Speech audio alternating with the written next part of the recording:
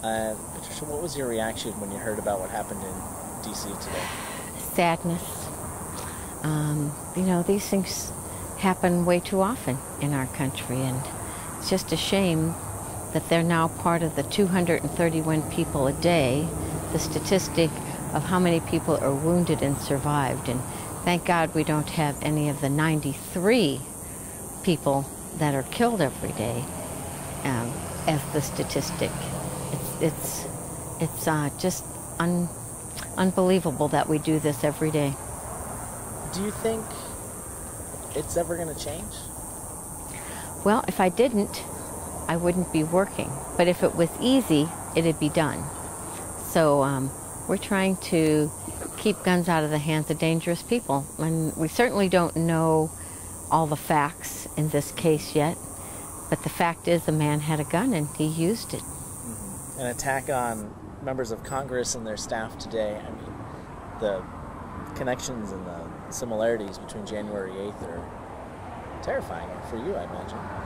You know, it breaks your heart every time, but this is particularly painful because, like you said, this brings back January 8th when Gabby was shot and nearly killed, and 6 people died on the sidewalk and 12 others were injured seriously and not as seriously. But you know, it's difficult, and people say, how did you move on?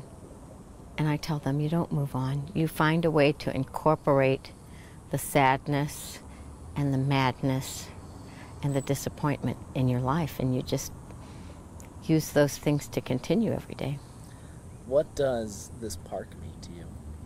This is a beautiful park that I would bulldoze in a second if it would bring Christina Taylor Greene back. But it's a memorial to her and a way to keep her alive. When you get to know people whose children have been taken by gun violence, whether they're 35 or 9 or whatever age, they just want their child to be remembered. And this is one of our ways of doing that. She deserves better, but this is what we've got.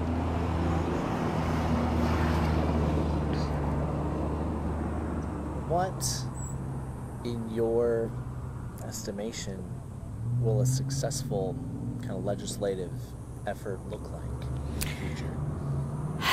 Well, I would hope it would look like we're going to do better to keep guns out of the hands of dangerous people, to close private sale loopholes. And we're not so foolish to think that it's going to keep every person who's dangerous from getting a gun, but it might have kept our shooter from getting a gun if he'd been reported and on the do not sell list. So I'm hoping for laws that will close that loophole once and for all. All sales have to have a background check, whether you think you know your neighbor or not. We just need to do better about that. And if you have to have a gun in 5 minutes, you probably shouldn't have a gun in 5 minutes. After January 8th, there was a lot of talk about kind of ratcheting down the political rhetoric in the country, and now we're in a time where it seems like it's more divisive than ever. Given that, are you surprised that this happened today?